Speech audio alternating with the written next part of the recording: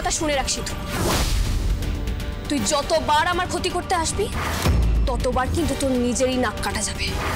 না না না, আর কোনো ভয় নয়, কোনো ফাঁকা আওয়াজ নয়। এবার থেকে এমন গাড্ডায় ফেলবো না, সেই গাড্ডা থেকে তুই জীবনে দাঁড়াতেও পারবি না। মার্কাটারি তোকে মেরে কেটে কেটে নুন দিয়ে মারবো, তোকে তোকে আমি শেষ করবো। মার্কাটারি এই রাখ তোর গলাবাজি, আমিও দেখে নেব তুই কিভাবে আমার আর আমার স্বামীর ক্ষতি করতে পারিস। শকুনের সাপে না গরু মরে না সিধু, আর ঠিক তেমনই তোর এই ফাঁকা আওয়াজে আমিও ভয় পাই না। তোমার এত বড় সাহস হয় কি করে গো? তুমি বাড়িতে ঢুকে বাড়ির বউকে হুমকি দিচ্ছ? দাঁড়া ভাই, তুমি দাঁড়িয়ে না থেকে ওকে ঘাট ধাক্কা দিয়ে বার করো। হ্যাঁ করছি।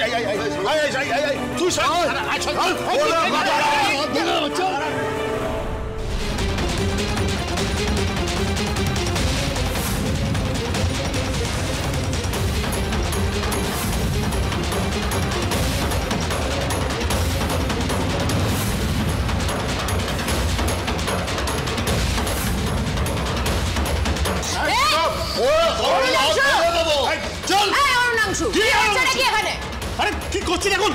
দেখুন দেখুন মার্কাটারি, এটা ভদ্রলোকেদের বাড়ি, এখানে গেস্টদের সঙ্গে এরকম ব্যবহার করায়? আমার গলা ধরে বার করে দিচ্ছিল। কি ব্যাপারটা কি তোমাদের? বাড়ির গেস্টের সাথে এভাবে ব্যবহার করছো?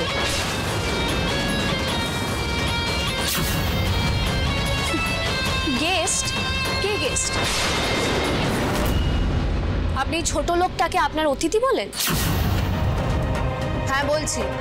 তোমার ওর সাথে সম্পর্ক খারাপ মানে পৃথিবী শুদ্ধ সবার সম্পর্ক খারাপ তা তো হতে পারে না। কিন্তু সিধুকে আপনি এই বাড়িতে ডাকতে পারেন না। 100 বার পারি, আর তাই জন্যই ডেকেছি।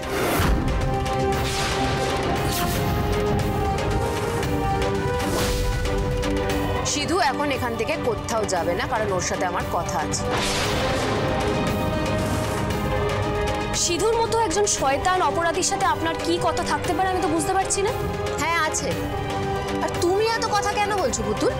হ্যাঁ, আমি কি করব না করব সেই কৈফিয়ত কি আমি তোমায় দেব নাকি? দেখো, একটা কথা পরিষ্কার করে জেনে নাও, আমি তোমাকে এই বাড়ির কেউ মনে করি না। তাই তোমার পছন্দ অপছন্দের কোনো দাম আমার কাছে নেই। তাছাড়া আমাদের তো এই গ্রামেই ব্যবসা করে খেতে হয়, আর সিধু হচ্ছে ব্যবসায়ী সমিতির মাথা। তা গ্রামের ব্যবসায়ীর বাড়িতে ব্যবসায়ী সমিতির মাথা আসবে, সেটাই তো স্বাভাবিক। এ নিয়ে তো কথা বলার কি আছে? হ্যাঁ, একদমই তাই। বাদ দাও তো। সিধু, তুমি বসো। আর এই যে চাপা, দাঁড়িয়ে আছো কেন? একটু জল নিয়ে আসো। বসো না, শোন, হ্যাঁ তুই এখন যা, আমি মার্কাটারি মিটিংটা সেরে দেবো, ঠেকে গেছি। ঠিক আছে গুরু। এতদিন আমার শুধু সন্দেহ ছিল, আজ আপনারা প্রমাণ করে দিলেন যে আমার ষাঁড়ের গাড়ির লুটের পিছনে আপনারাও ছিলেন, আর এটাই সত্যি। পুতুল, একদম গলা নামিয়ে কথা বলবেন। আপনি যেমন আমাকে এই বাড়ির কেউ মনে করেন না, আমিও কিন্তু আপনাকে আমার আপনজন মনে করি না যে আপনি আমার সাথে এভাবে উঁচু আওয়াজে কথা বলবেন। কথাটা মনে রাখবেন কিন্তু। আর এই যে সিধু, মাথার উপর নতুন কেউ হাত রেখেছে বলে ভাবিস না যে তুই আবার আমার ক্ষতি করতে পারবি। তোর দিক থেকে আমি যদি একটাও বেচাল দেখেছি না, আমার বা আমার স্বামীর ক্ষতি তুই যদি করতে এসেছিস সিধু, তার ফল কিন্তু ভালো হবে না। তুই কিন্তু আবার আমার সেই পুরনো রূপটা দেখবি। নিন, আপনারা আবার আপনাদের ফোন দিয়াটা শুরু করুন অঞ্জলি ম্যাডাম। তবে একটা কথা সবসময় মনে রাখবেন, যে সৎ আর সততার পথে চলে তার সঙ্গে স্বয়ং ঈশ্বর থাকে। আপনার সব প্ল্যান আমি ঠিক ভেস্তে দেব।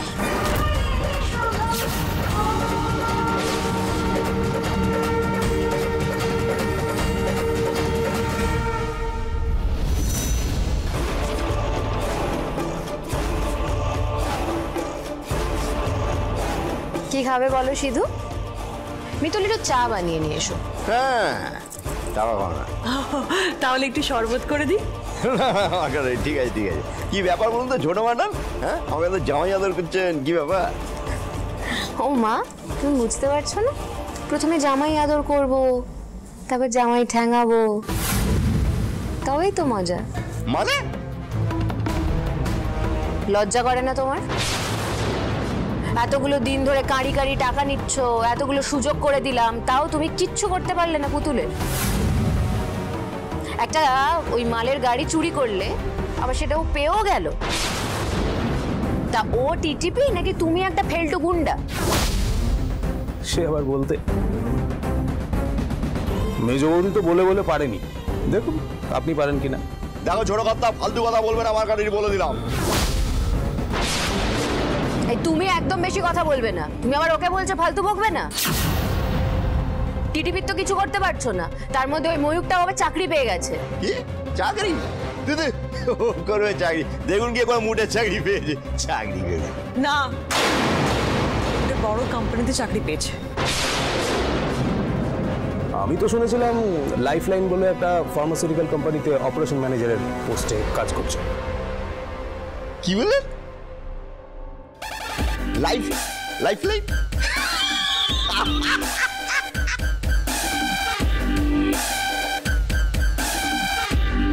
এখানে কি সার্কাস হচ্ছে? তুমি হাসছো কেন এরকম ভাবে? ও টিভি একটা কথা বলে না, ধম্মের কল বাতাসে নড়ে। এবার কলটা নড়েছে মার্কাটারি, কিন্তু বাতাসটা আমার দিকে আছে।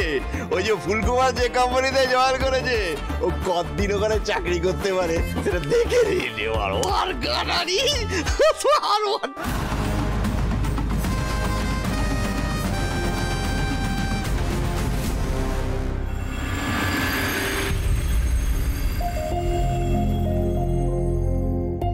পুতুল, কাল অফিসে এগুলো পড়ে যাব, তাই প্রেস করে নিয়ে এলাম।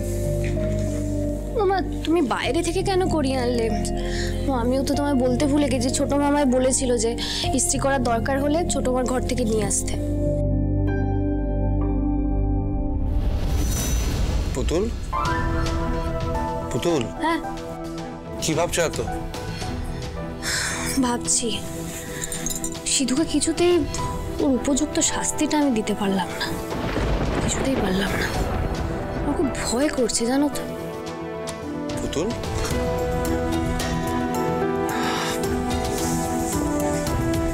তুমি ভয় পাচ্ছ?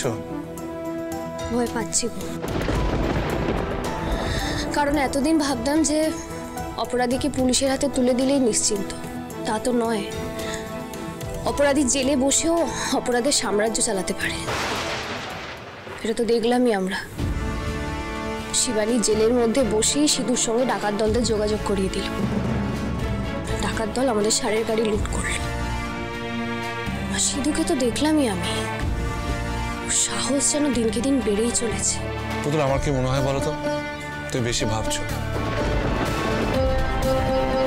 না গো, বেশি ভাবছি না। আমি সিধুকে অনেক বড় বড় কথা বলেছি ঠিকই, কিন্তু আমার কি মনে হয় জানো, ও যখন একবার জেল থেকে ছাড়া পেয়েছে, ও কোনো না কোনোভাবে তোমার বা আমার ক্ষতি করার চেষ্টা তো অবশ্যই করবে। সেই জন্যই বলছি কটা দিন একটু সাবধান থাকো। অফিসেও সাবধানে থাকবে, হুটহাট কারোর সাথে মিশো না, কারোর সাথে বেশি কথা বলারও দরকার নেই। কারোর সাথে বন্ধুত্ব না করাই ভালো, কাউকে হুট করে বিশ্বাস করতে চেও না। আর পারলে একটু চোখ কান খোলা রেখো। সে তুমি এটা নিয়ে ভেবো না, কিন্তু এটা ঠিক যে এত তাড়াতাড়ি জামিন পেয়ে যাওয়াটা আমি ঠিক মানতে পারছি না। সবটাই টাকার খেলা আর উকিলবাবুর বুদ্ধি। আমার কি মনে হয় জানো, সিধু কোনো বড় উকিল ধরেছে।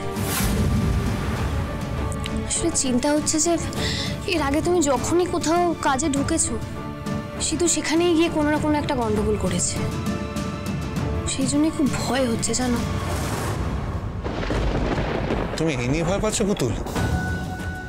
শুধু মনে করে পুরো পৃথিবীটা ওর কেনা, আসলে সেটা না। আমার মনে হয় না এত বড় কোম্পানির সাথে সিধুর কোনো কানেকশন আছে। আর তেমন যদি থাকতো, তাহলে আমাকে ইন্টারভিউয়ের জন্যই ডাকতো না। শুধু নিশ্চয়ই আগে কিছু কলকাঠি নাড়ত। আমি বরাবর মন দিয়ে সততার সঙ্গে কাজ করে এসেছি, এখনো তাই করব। তা ঠিক, তবু তুমি একটু সাবধানে থেকো। সিধুকে আমার একদম বিশ্বাস নেই।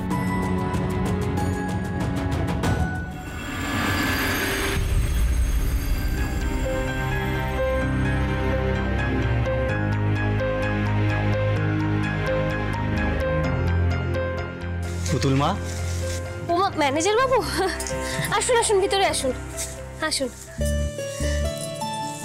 এই যে আমাদের ছোট্ট কোম্পানি, যেখানে আমরা অনেক বড় স্বপ্ন দেখা শুরু করেছি ম্যানেজার বাবু। এটা আপনার টেবিল, এখন থেকে আপনাকে এখানে একটু কষ্ট করে কাজ করতে হবে। পুতুল মা, স্বপ্ন দেখাটাই হচ্ছে আসল।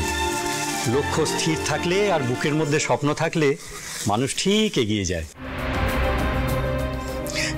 তুমি একদম চিন্তা করো না মা, এই কোম্পানি, এই কারখানা আজ ছোট আছে বটে, কিন্তু বেশি দিন থাকবে না।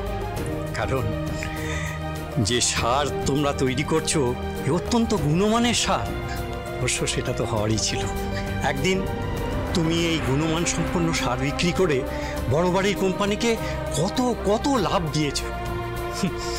অথচ দুর্ভাগ্য, তোমার তৈরি সার বিক্রি করেও সেই গুণমান ধরে রাখতে পারলো না। আর হবেটাই বা কি করে? তারা যে কাঁচা মালটাই ভালো দিত না। তবে মা, এই সার যদি একবার বাজারে বিক্রি হতে শুরু করে তাহলে আমাদের শ্রীবৃদ্ধি আর আটকায় কে? ম্যানেজার বাবু, আমরা এতদিন তো এই সার লোকাল মার্কেটের দোকানগুলো বিক্রি করেছি, কিন্তু আমাদের না বিক্রি আরো বাড়াতে হবে। অমিয় সেন নিশ্চয়ই আরো কিছু অর্ডার দেবেন, কিন্তু আমাদের বাইরের আরো অনেক অর্ডার লাগবে। হবে মা, হবে, অনেক অর্ডার আসবে। আমি অলরেডি এক জায়গায় কথা বলে রেখেছি। তারা আমাদের অত্যন্ত পুরনো ক্লায়েন্ট, আগে আমাদের থেকে নিয়মিত সার নিত, কিন্তু বছর খানেক হলো আর নেয় না। তারা তোমার কথা জানে, তাই তোমার এই নতুন কোম্পানিকে অর্ডার দিতেও রাজি হয়েছে। তাই নাকি? তো দারুণ খবর। ঠিক আছে ম্যানেজার বাবু, আপনি আমাকে শুধু অর্ডারটা এনে দিন, বাকিটা আমি সামলে নেব। তুমি নিশ্চিন্ত থাকো পুতুল মা, এবার থেকে সেই সব দায়িত্ব আমার।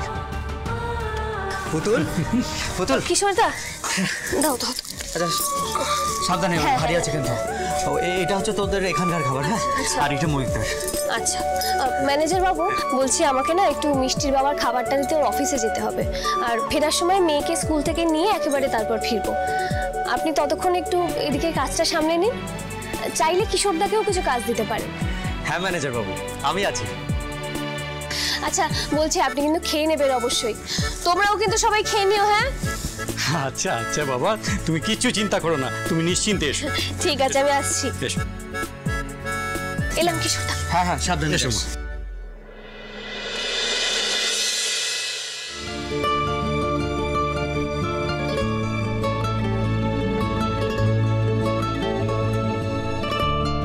এক্সকিউজ মি, কাউকে খুঁজছেন?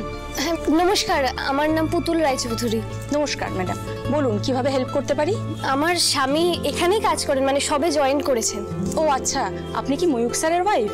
হ্যাঁ, ওর ওই দুপুরে খাবারটা দিতে এসেছিলাম, কিন্তু ওর কেবিনটা তো আমি ঠিক চিনি না। আপনি একটা কাজ করুন, লাঞ্চ বক্সটা এখানে রেখে দিন, আমি সময় মতো প্যান্ট্রিতে পাঠিয়ে দেবো। প্যান্ট্রি?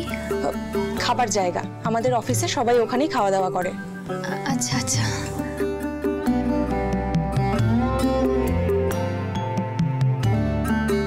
কিছু বলবেন ম্যাডাম? আর আমি সময় মতো পাঠিয়ে দেবো লাঞ্চ বক্সটা।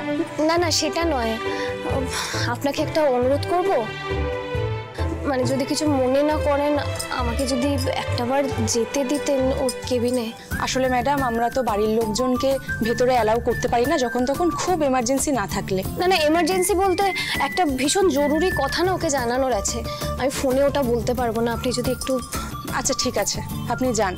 ময়ূক স্যারের কেবিন সোজা গিয়ে ডান দিকে, থার্ড কেবিনটা। আপনাকে অনেক ধন্যবাদ।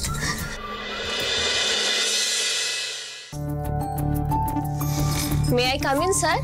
Yes, come in. খাবারটা কিন্তু গরম গরম আছে, খেয়ে নিতে হবে। তুমি? এসো এসো এসো এসো, বসো। কাজ পরে হবে, খাবারটা গরম গরম আছে, খেয়ে নাও। আর না না না, নতুন স্টক এসেছে, যেগুলো মেলাচ্ছি, বুঝতে পেরেছো? মাঝখান থেকে উঠলে প্রবলেম হবে। তুমি চিন্তা করো, আমি খেয়ে নেবো। আচ্ছা, তোর অফিসটা কিন্তু বেশ সুন্দর করে সাজানো, খুব সুন্দর। বলছি যে আমার হাতে আজকে একটু সময় আছে, আমি বসে যাই। হ্যাঁ বসো না, আমি কাজটা সেরে নিই, তারপরে একসাথে বসে খাবো, ঠিক আছে? চিন্তা হ্যাঁ করো না। সে ঠিক আছে।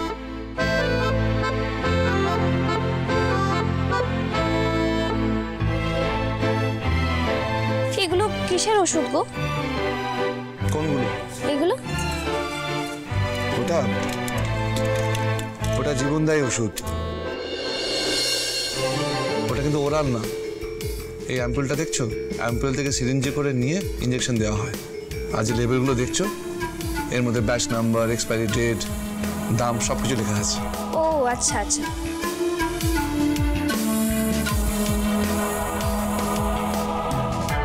এই মা, এই দেখো না, এই লেবেলটা না খুলে গেছে ওপর থেকে।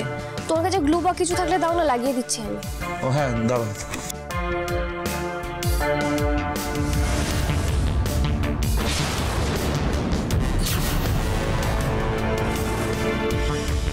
এই দেখো, এখানে একটা পুরনো লেভেলের উপর আরেকটা লেভেল লাগানো হয়েছে, এই দেখো। কই দেখি। এই তো। সত্যি তো, একটা লেভেলের উপর আরেকটা লেভেল বসানো আছে। এই পুরনো লেভেলটার ডেটটা দেখলাম, এ তো বেশ কয়েক মাস আগের। দেখো, তার মানে কি? তার মানে ওষুধটা কয়েক মাস আগে নষ্ট হয়ে গেছে। তার মানে সাপ্লায়ার এই এক্সপায়ার ওষুধগুলোর উপর নতুন করে লেবেল করে দিয়েছে, যেখানে দেখাচ্ছে এই ওষুধগুলো আরো 2 বছর চলবে। সেটা সাংঘাতিক ব্যাপার। তার মানে এগুলো তো জাল ওষুধ। সে কি গো, কি বলছো তুমি?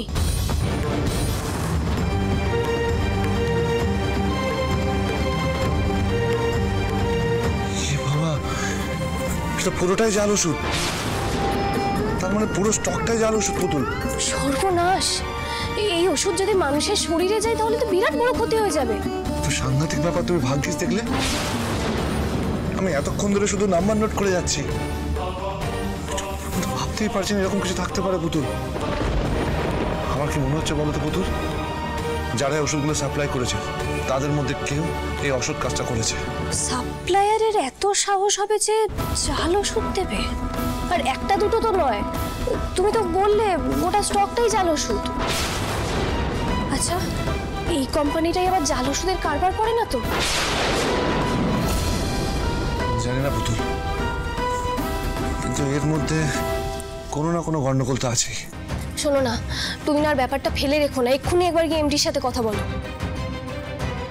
এটা তো বেআইনি কাজ, এটা তো পুলিশ কেস করা উচিত। ঠিক, এই ব্যাপারটা নিয়ে মিস্টার সান্নার সঙ্গে কথা বলতেই হবে। তুমি আর দেরি করো না, এখনই গিয়ে এমডির সাথে একবার কথা বলে নাও। ও আমারও তো আবার দেরি হয়ে যাচ্ছে, মিষ্টিকে নিয়ে আবার বাড়ি ফিরতে হবে, বুঝলে? তুমি কথা বলে নাও, আমি তাহলে আসি। ঠিক আছে ঠিক আছে।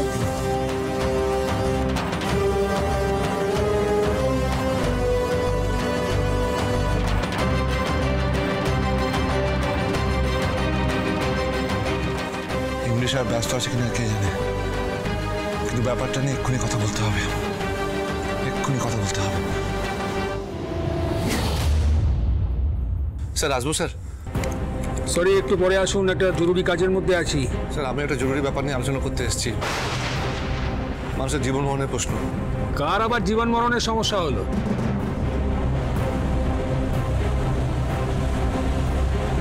ঠিক আছে, আসুন।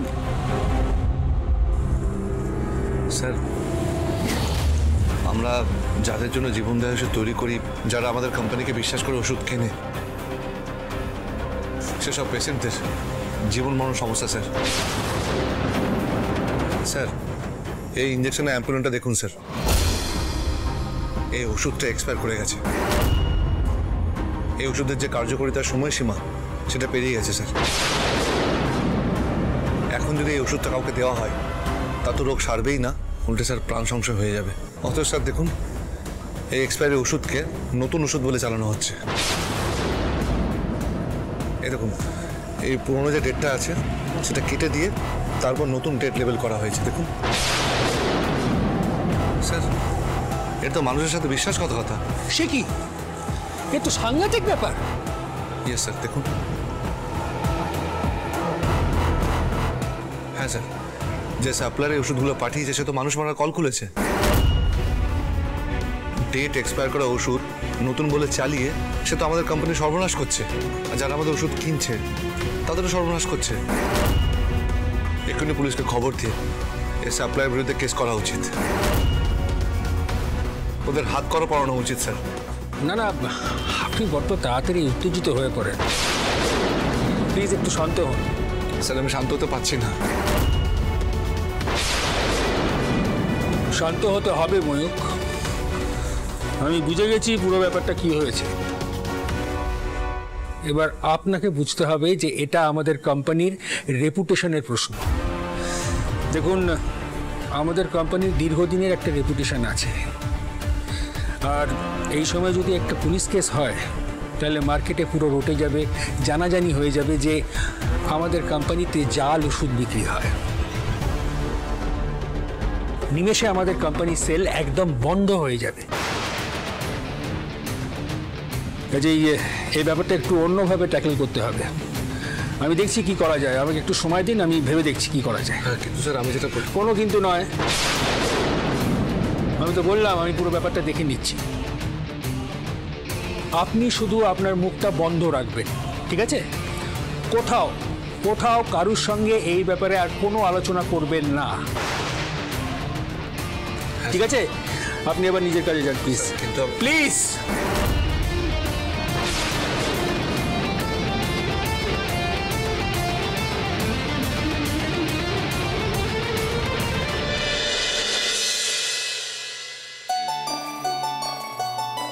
উরি বাবা, কি ব্যাপার মিষ্টি? ও মামা, আমাকে একটা গল্প শোনাবে? গল্প?